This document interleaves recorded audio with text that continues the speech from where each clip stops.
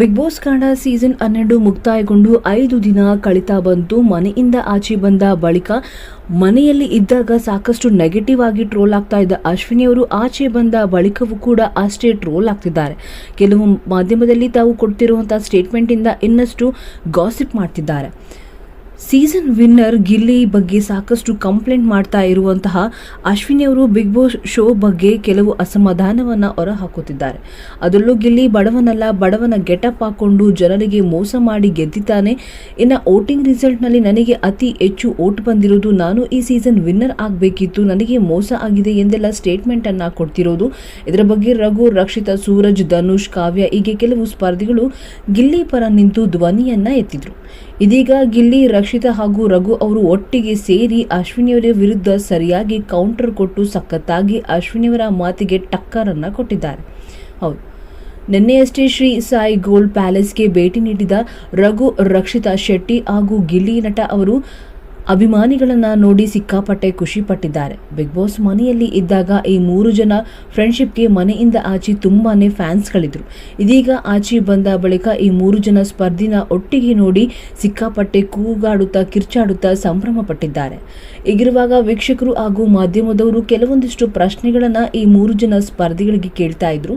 ಆಗ ಗಿಲ್ಲಿ ಅವರು ಅಶ್ವಿನಿ ಗೌಡ ಅವರ ಮಾತಿನ ನೆನೆದು, ಹೌದು ನಾನು ಶ್ರೀಮಂತನೇ, ಏನಿವಾಗ ನೋಡಿ ಇಷ್ಟು ಜನ ಸಂಪಾದನೆಯನ್ನ ಮಾಡಿದ್ದೀನಿ ಅಂದರೆ ನಾನು ಎಷ್ಟು ಶ್ರೀಮಂತ ಅಂತ ಇದರಲ್ಲೇ ಗೊತ್ತಾಗುತ್ತೆ ಅಲ್ವಾ.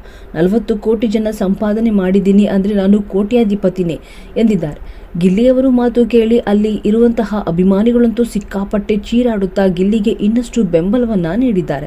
ರಕ್ಷಿತಾ ಹಾಗೂ ರಘು ಅವರು ಕೂಡ ತನ್ನ ಸ್ನೇಹಿತನ ಪರ ನಿಂತು ಮಾತನಾಡಿದ್ದಾರೆ. ಈ ಸೀಸನ್ ವಿನ್ನರ್ ಆಗೋಕೆ ಗಿಲ್ಲಿಗೆ ಕರೆಕ್ಟ್ ಆದ ಸ್ಪರ್ಧಿ, ಅವನಿಗೆ ಎಲ್ಲ ಅರ್ಹತೆಯೂ ಕೂಡ ಇದೆ. ಈಗ ಆಲ್ರೆಡಿ ಅವನು ಗೆದ್ದಾಯ್ತು, ಯಾರು ಏನೇ ಅಂದ್ರೂ ಅದನ್ನ ಬದಲಾಯಿಸೋಕೆ ಸಾಧ್ಯನೇ ಇಲ್ಲ. ಇಲ್ಲಿ ಬಡವ ಶ್ರೀಮಂತ ಅಂತ ಬರೋದಿಲ್ಲ. ಅವನು ಏನೋ ಬಿಗ್ ಬಾಸ್ ಮನೆಯಲ್ಲಿ ಹೇಗೆ ಇದ್ದ, ಏನ್ ಮಾಡ್ತಾ ಇದ್ದ, ಅವನು ಎಷ್ಟು ಜನ ಪ್ರೀತಿನ ಗಳಿಸಿದ್ದ ಅನ್ನೋದು ಅಷ್ಟೇ ಇಲ್ಲಿ ಇಂಪಾರ್ಟೆಂಟ್ ಆಗುತ್ತೆ. ಯಾರೋ ಏನೋ ಹೇಳ್ಬಿಟ್ರು ಅಂತ ನಮ್ಮ ಗಿಲ್ಲಿ ವಿನ್ನರ್ ಅಲ್ಲ ಅಂತ ಹೇಳೋದಕ್ಕೆ ಸಾಧ್ಯನೇ ಇಲ್ಲ ಎಂದು ಗಿಲ್ಲಿ ಪರ ನಿಂತು ರಕ್ಷಿತಾ ಹಾಗೂ ರಘು ಅವರು ಕೂಡ ಧ್ವನಿಯನ್ನ ಎತ್ತಿದ್ದಾರೆ. ಹೌದು, ಈ ಹಿಂದೆ ಕೆಲವು ಮಾಧ್ಯಮದಲ್ಲಿ ಇದರ ಬಗ್ಗೆ ಚರ್ಚೆ ಆಗಿತ್ತು. ಆಗಲೂ ಕೂಡ ರಘು ಅವರು, ರಕ್ಷಿತಾ ಅವರು, ಕಾವ್ಯ ಅವರು ಗಿಲ್ಲಿ ಪರ ನಿಂತು ಮಾತನಾಡಿದ್ರು. ಯಾರು ಏನೇ ಅಂದ್ರೂ ಸಹ ಗಿಲ್ಲಿ ವಿನ್ನರ್ ಆಗಿದ್ದಾನೆ, ಇಲ್ಲಿ ಬಡವ ಶ್ರೀಮಂತ ಅಂತ ಬರೋದಿಲ್ಲ, ಇಲ್ಲಿ ಬರೋದು ವ್ಯಕ್ತಿತ್ವ ಅಷ್ಟೇ. ವ್ಯಕ್ತಿತ್ವದಲ್ಲೂ ಸೈ ಅನ್ಸ್ಕೊಂಡಿದ್ದಾನೆ, ಜನರ ಪ್ರೀತಿಯನ್ನು ಕೂಡ ಪಡೆದುಕೊಂಡಿದ್ದಾನೆ. ಅವನ ವ್ಯಕ್ತಿತ್ವ ಎಂಥದ್ದು ಎಂದು ಜನರಿಗೆ ಗೊತ್ತಿದೆ. ಈ ತರ ಗೆದ್ದಾದ್ಮೇಲೆ ಮನೆಯಿಂದ ಆಚೆ ಬಂದ ಮೇಲೆ ಶೋ ಬಗ್ಗೆ ಆಗಿರ್ಲಿ, ವಿನ್ನರ್ ಬಗ್ಗೆ ಆಗಿರ್ಲಿ, ಈ ತರ ಮಾತನಾಡೋದು, ಈ ತರ ಸ್ಟೇಟ್ಮೆಂಟ್ ಕೊಡೋದು ತಪ್ಪು ಎಂದು ಕೆಲವು ಸ್ಪರ್ಧಿಗಳು ಅಶ್ವಿನಿ ವಿರುದ್ಧವಾಗಿಯೇ ಸ್ಟೇಟ್ಮೆಂಟ್ ಅನ್ನ ಮಾಡಿದ್ರು. ಆದರೆ ಅಶ್ವಿನಿಯವರು ಮಾತ್ರ ಎಲ್ಲಾ ಮಾಧ್ಯಮದಲ್ಲೂ ಕೂಡ ಗಿಲ್ಲಿ ಎಗೇನೆಸ್ಟ್ ಆಗಿ ಮಾತನಾಡ್ತಾ ಬರ್ತಿದ್ದಾರೆ. ಇದಕ್ಕೆಲ್ಲ ಗಿಲ್ಲಿ ಅವರು ಸಖತ್ತಾಗಿಯೇ ಉತ್ತರ ನೀಡಿದ್ದಾರೆ. ಹೌದು, ನಾನು ಶ್ರೀಮಂತನೇ, ಏನಿವಾಗ ಎಂದು ಅಶ್ವಿನಿಯವರಿಗೆ ಪ್ರಶ್ನೆ ಮಾಡಿದ್ದಾರೆ.